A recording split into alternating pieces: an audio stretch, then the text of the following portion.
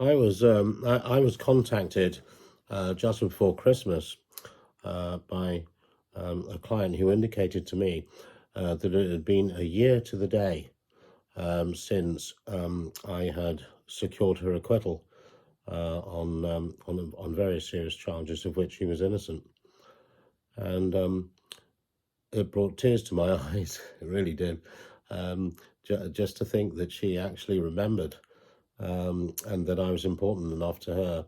A year later, with everything that was going on in her life, she'd had children and various other things in the interim, but that I was important enough that she would get in touch with me and say, I've not forgotten who you were. I've not forgotten what it is you did for me. I've not forgotten your tenacity. I've not forgotten the way in which you fought for me. And I will never forget the fact, she said, that you have changed my life, and not only my life, but the life of my husband, and certainly the life of my child that I may or may not have had, depending on the outcome of that case. And therefore, bloodlines, she said, you've changed bloodlines, generations to come. And I thought that was really profound of her. And it made me think, not only in the first place am I so grateful that I have made a difference in someone's life, whether or not I see them ever again. Forevermore, I know that the course of the history of that family, the generations in terms of that bloodline, have been affected by as a result of what I've done. But also, just from a purely, I don't know, not a more selfish perspective, it's just lovely to know sometimes that what we do in these courts as barristers, the blood that we sweat, the tears that have flown, the late nights, the stress, the anxiety, the trying to get it right, the number of times I've rewritten a closing speech thinking, this is wrong or that's wrong or I've got to get it absolutely right. Those things are worth it. And it's lovely to know that those things are worth it in an environment where, the bar are unhappy with their fees. Every other industry, it seems, in the public service sector is striking, whether you're a nurse or a doctor or a teacher or an ambulance driver or a binman or whoever you are. And although at the moment there is a bleeding from the bar of young barristers. I mean, there's simply not enough barristers to deal with the cases, I think. For the first time, I think I can say to those that are planning or even considering a career at the bar, you know what, despite the adversities, the good days are just so profoundly good, just so spiritually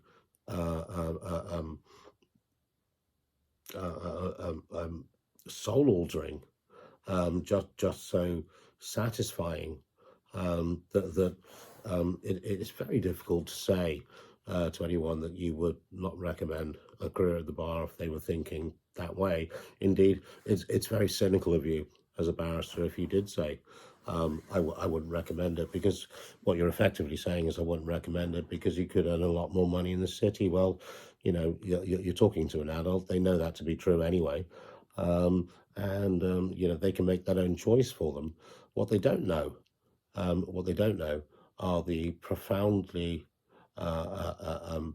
spiritual and the profoundly character-altering events that we go through as barristers, one way or another, in the cases that we do. My life has been informed, I can say this honestly, more by people I have met as defendants in the criminal trials that I have defended over the last 30 years than it has been informed by my own parents, by my own friends, by my own contemporaries. Because I don't mean that to be in any way denigrating the importance that they've had in my life. They're all wonderful and I love them all. But there is nothing like a criminal trial in terms of an instance that is a window on the soul of somebody else's life.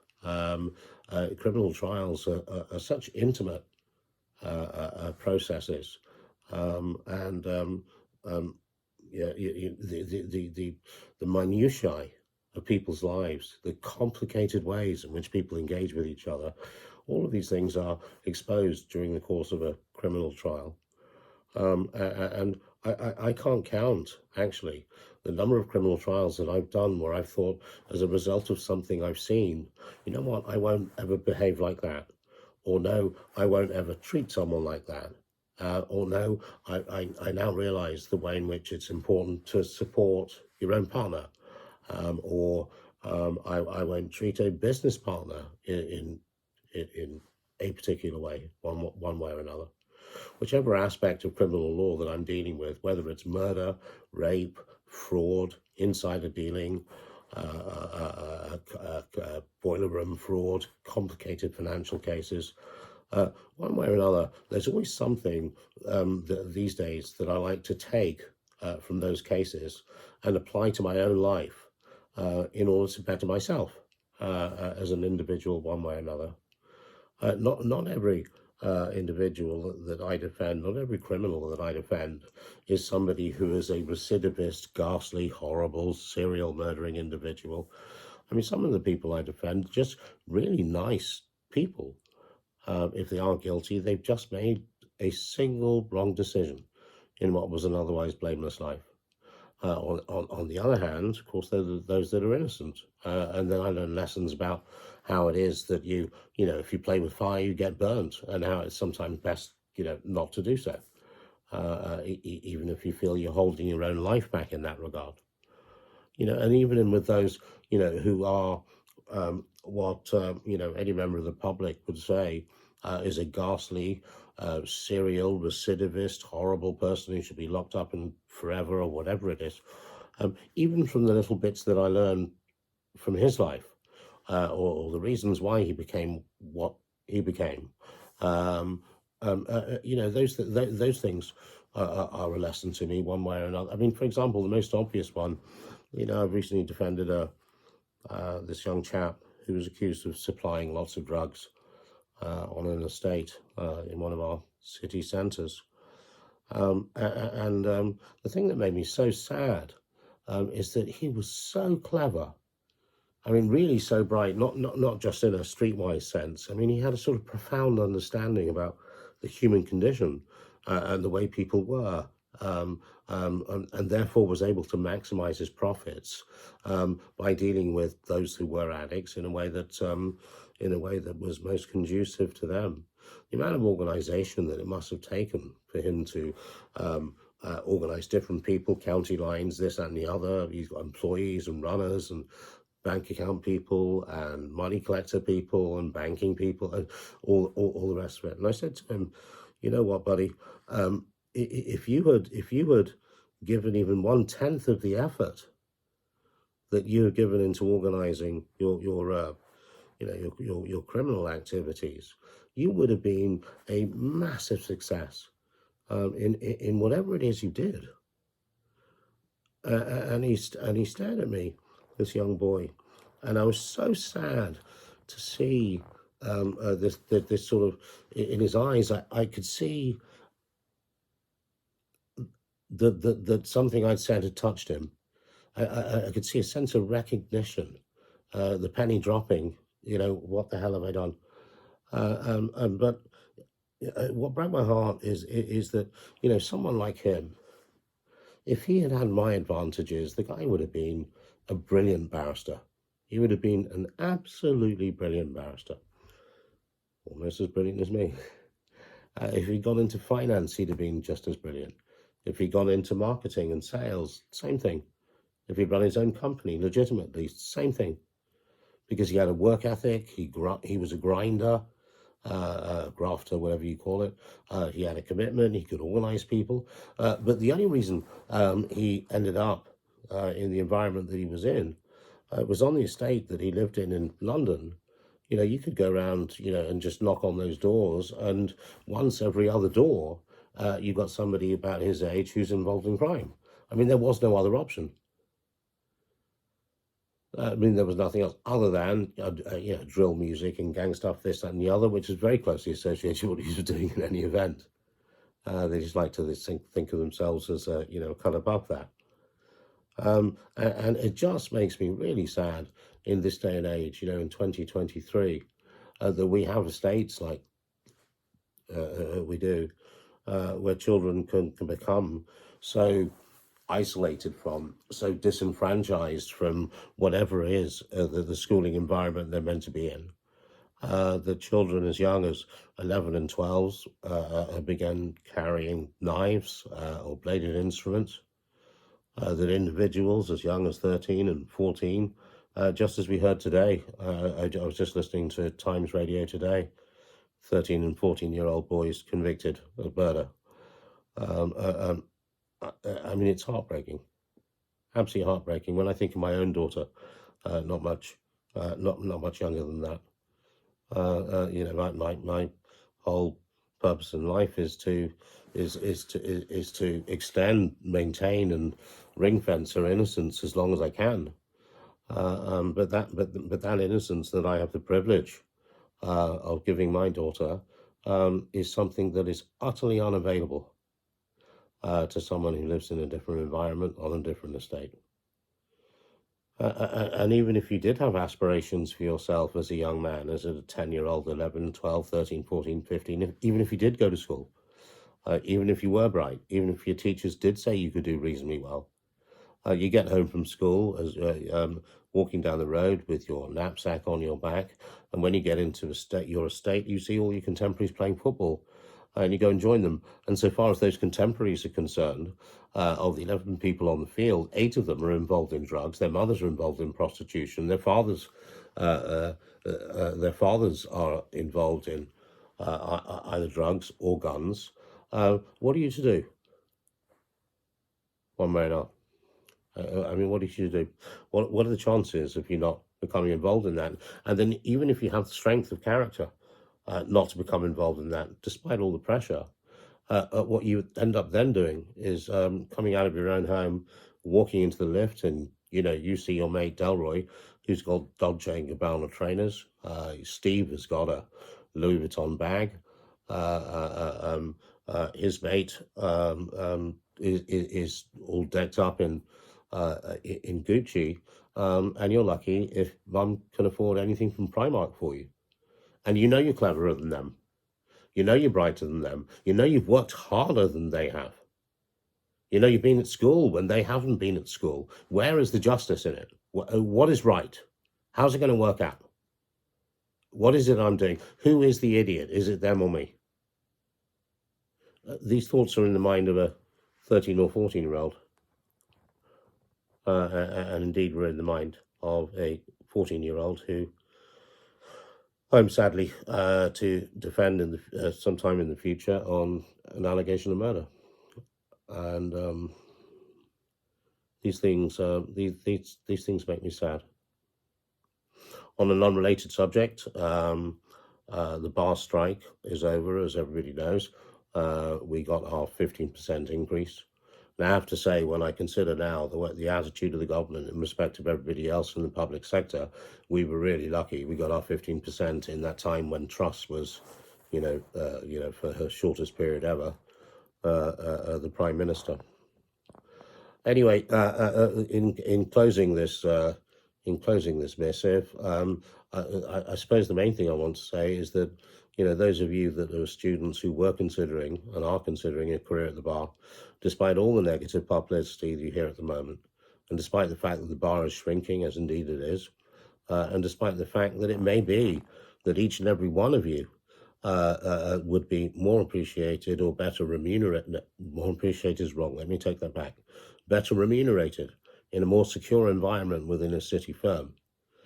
What I can say is that there are circumstances and times, moments within your career as a barrister where you will feel, there is no other moment in life, no point along the spectrum of time where I would be more appreciated and loved than I am now.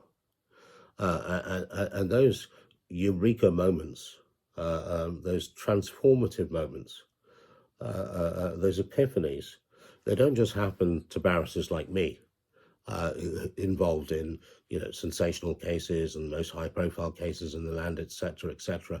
They happen to the people barrister who's gone to a magistrate's court, who has defended something that, on the face of it, you and I might regard as trivial, but it's not trivial to the person who is affected by it. And an early story I learned, I defended a girl who was from Wantage Public School, and she was charged with possession of cocaine, and smallest case in the world. I mean, who gives a hoot? It was heard at the magistrate's court, and she had been on a girls' night out, and she was the designated driver, and front passenger seat girl and the three girls in the back, they were absolutely wasted, shouting and screaming out of the window. And a police officer came and stopped them. And one of the girls from the back said, "Look, what a wanker you are. Can't you go and fucking deal with criminals rather than hassling us?" And she'd obviously pissed him off on a day when, I don't know, he'd probably stressed out, he'd had a bad day. So he went round to the driver, he asked her who she was, he breathalyzed her, she was absolutely fine. He asked her if she'd been taking any other substance. She had no idea what he was talking about. And then he reached between her legs and he pulled out this little self-sealed grab bag of cocaine, and he said, "What's this?" And she stared at him like he was absolutely nuts, but she was prosecuted for possession of cocaine. And no one, she thought, would believe her. Her father, who was involved in politics in some way, had effectively washed his hands of his daughter, thought it might have been right anyway, and said to her, "Well, even if it's not, just plead guilty, get done with it." I saw her in conference, and she was in absolute tears, and she wanted to plead guilty, but I kept pushing her on the basis that, was it yours, was it yours, was it yours, was it yours? And if it wasn't yours, was it from within your vehicle?